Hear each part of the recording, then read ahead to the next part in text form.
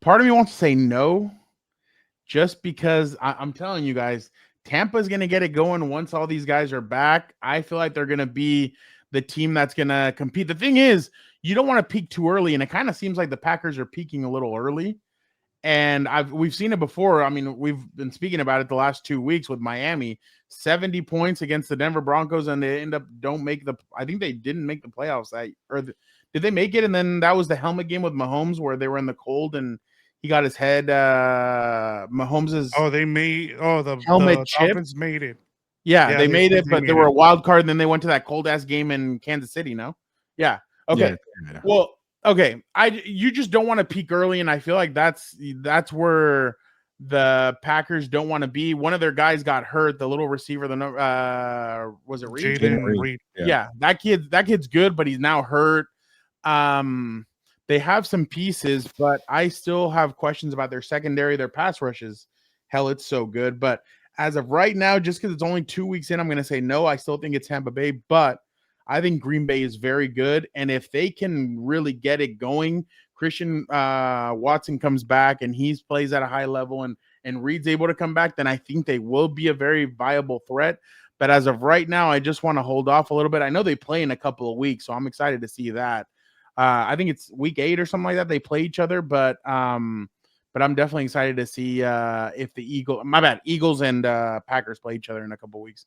But I again, it's a close second, but right now still Tampa Bay. Gilbert?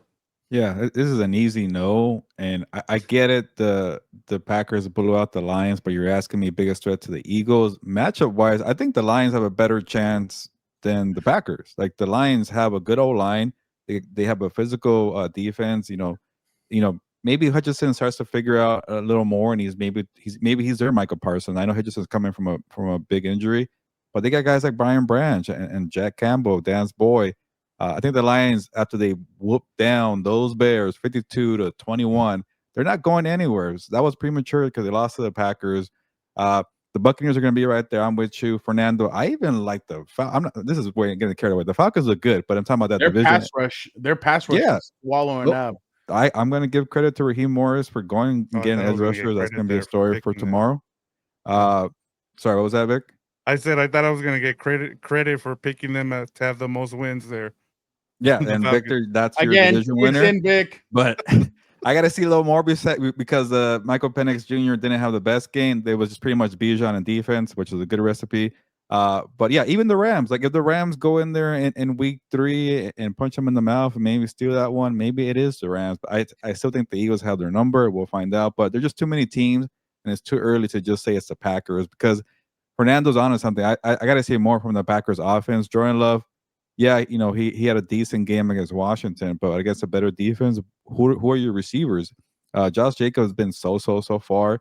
Is that O-line okay? They were banged up last week. And I'll say this about the Commanders, man.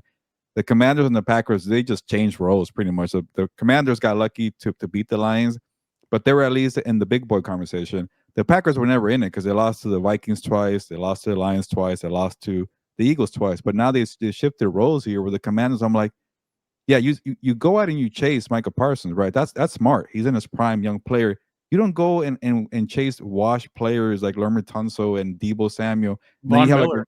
Other guys like that where you have a draft class of 4 people. Like this team got old. And then Marshawn Lattimore is not good anymore. All these trades for older players is not paying off. I know I'm going on a different topic here, but it's not the Commanders. I'll say that. But the Packers are good. They have my respect. Yeah, go ahead. No, I was going to ask him. I was going to be a jackass and ask him a question. No, you go ahead. No, I was just going to say, like, I'm with you guys. I think you still need a show. I get it. Like, I think the reason why people are hyping them up is because they beat 2 playoff teams from last year, the Lions. The way they took care of business with them, and then you come back on a short week. I think that's part of it too. That I don't take a lot away from it because it was a short week. Now go and continue to do this, and I'm with you guys. I think there's still things on offense that I want to see from this team before I think they're the biggest threat. And then part of it is they faced them twice the last 2 years, the Eagles, and they don't match up well. And I kind of like what Gilbert said. They do match better with the Lions in that perspective.